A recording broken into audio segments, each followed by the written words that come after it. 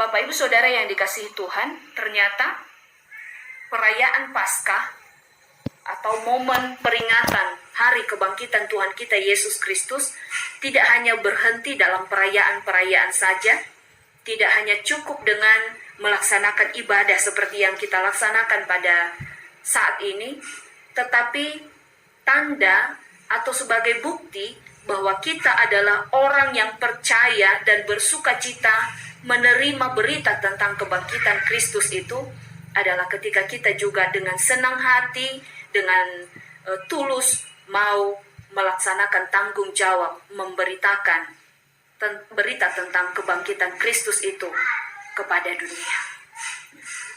Berita tentang kebangkitan Kristus tidak hanya diberitakan oleh para pendeta, oleh para satuan yang kiriso atau hamba-hamba Tuhan, tetapi ternyata itu adalah tugas kita semua. Satu hal yang menjadi kekuatan bagi kita dalam menjalankan tugas itu dikatakan di dalam ayatnya yang ke-7, khususnya di bagian terakhir, ia mendahului kamu ke Galilea. Nah, bahasa daerah Iwae, muwawau ia ba Galilea. Artinya sebelum engkau menjalankan atau melaksanakan tugas itu, Tuhan terlebih dahulu sudah ada di sana. Ternyata Bapak Ibu dalam menjalankan tugas tanggung jawab itu, Tuhan tidak serta-merta membiarkan kita begitu saja, dali-dali drauge, tidak. Ternyata ada sebuah kekuatan bagi kita bahwa ia yang mendahului kita, ia yang telah terlebih dahulu mengerjakan pekerjaannya, kita hanya dipakai sebagai alat untuk boleh melengkapi apa yang menjadi karyanya bagi dunia ini. Jadi tidak ada alasan untuk kita mengatakan bahwa saya tidak fasih, tidak ada alasan bagi kita untuk mengatakan bahwa saya tidak punya talenta untuk itu, karena Dia sendiri yang akan memperlengkapi kita. Pekerjaan apapun yang Tuhan berikan bagi kita, ya mari kita kerjakan dengan satu keyakinan bahwa Tuhan telah terlebih dahulu ada di sana dan mengerjakannya melalui kita. Jadi Bapak Ibu, apapun hasilnya nanti dari pekerjaan yang kita kerjakan itu tidak ditentukan oleh kekuatan dan kehebatan kita. Apapun hasilnya, itu terjadi sesuai dengan apa yang Tuhan rancangkan. Hal yang berikutnya, ketika Maria Magdalena dan beberapa perempuan yang lain atau Maria yang lain itu pergi dan mau memberitakan peristiwa itu kepada murid-murid yang lain, maka di ayat yang ke-9 dikatakan tiba-tiba Yesus berjumpa dengan mereka. Pada awalnya mereka takut. Pada awalnya mereka gentar melihat peristiwa itu karena bercampur aduk ya di dalam pemikiran mereka. Satu sisi mereka takut karena peristiwa itu, dan satu sisi ada asumsi atau keraguan jangan-jangan jasad Yesus itu telah dicuri, jangan-jangan ada lagi politik dalam hal ini. Tetapi ketika mereka mendengar sapaan dan mereka berjumpa dengan Yesus, maka ketakutan dan keraguan mereka, kegentaran mereka tadi berubah menjadi sukacita. Bapak Ibu, apa yang mau kita renungkan dalam poin ini? Bahwa ternyata kita diharapkan untuk tidak membiarkan diri kita, pikiran kita, hidup kita di bawah kuasa ketakutan. Tetapi yang mau dia katakan di sini, bahwa hendaknya kita mau mendengarkan sapaan Tuhan dan berusaha untuk mencari momen berjumpa dengan Kristus.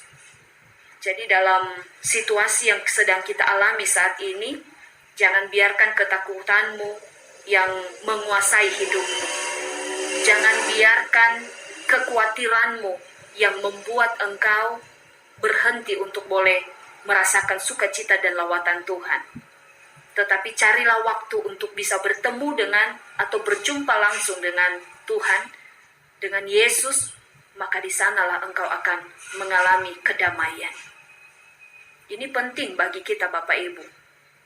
Bukan dari berita-berita yang kita dengar, bukan ketika orang lain mengatakan bahwa tidak apa-apa, tidak ada masalah, maka kita bisa tenang, dan sepertinya kita aman-aman saja. Semua apa yang dikatakan dunia, semua juga apa yang dibangun oleh pikiran kita secara manusia, itu tidak ada artinya.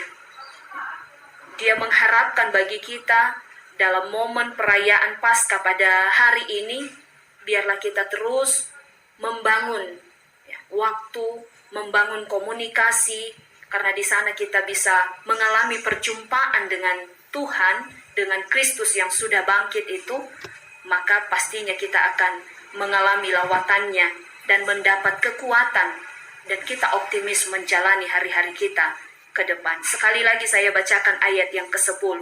Maka kata Yesus kepada mereka, jangan takut. Perkataan Yesus ini kepada Maria Magdalena dan beberapa Maria yang lain pada saat itu menjadi perkataan Yesus bagi setiap kita saat ini, yang mungkin juga masih ada kaitannya ya dengan situasi kita yang masih ragu dan takut dengan adanya wabah virus corona, kekhawatiran-kekhawatiran kita. Dan tepat sekali Bapak Ibu, Tuhan Yesus menyapa kita pada hari ini, pada saat ini. Dia mengatakan bagi kita, jangan takut. Alamilah perjumpaan dengan Kristus, maka di sanalah engkau akan mengalami kedamaian dan ketentraman bersama dengan Kristus sang pemilik kehidupan kita. Mari merayakan Paskah ini tanpa rasa takut. Mari menjalani hari-hari kita ke depan dengan rasa optimis, yakin dan percayalah bahwa Tuhan senantiasa melindungi kita semua. Amin. Yang menjadi ayat hafalan bagi kita dikutip dari 1 Petrus pasal 1 ayat 9. Karena kamu telah mencapai tujuan imanmu, yaitu keselamatan jiwamu. Karena kamu telah mencapai tujuan imanmu, yaitu keselamatan jiwamu. Kita berdoa.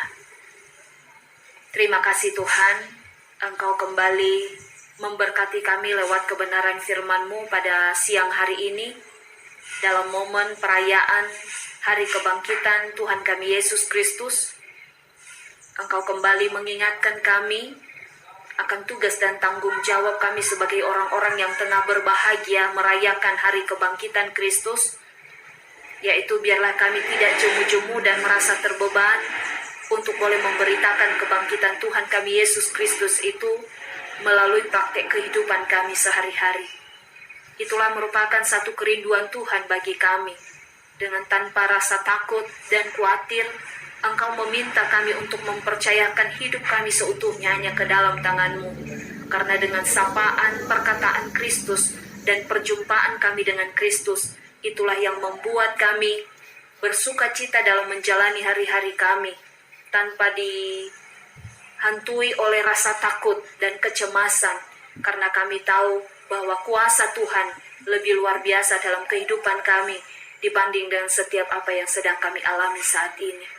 Kami serahkan hidup kami seluruhnya ke dalam tangan-Mu Tuhan. Umat-Mu yang tengah melaksanakan ibadah di rumah masing-masing pada saat ini, Engkau juga memberkati tiap-tiap mereka. Engkau memberkati keluarga mereka, Bapa, anak-anak mereka. Bahkan apapun situasi yang sedang kami alami saat ini, kami senantiasa berharap akan pertolongan Tuhan. Terima kasih Bapa, di dalam Kristus Yesus kami telah berdoa dan mengucap syukur. Amin. Noma fondon rongoliu. Noma fondon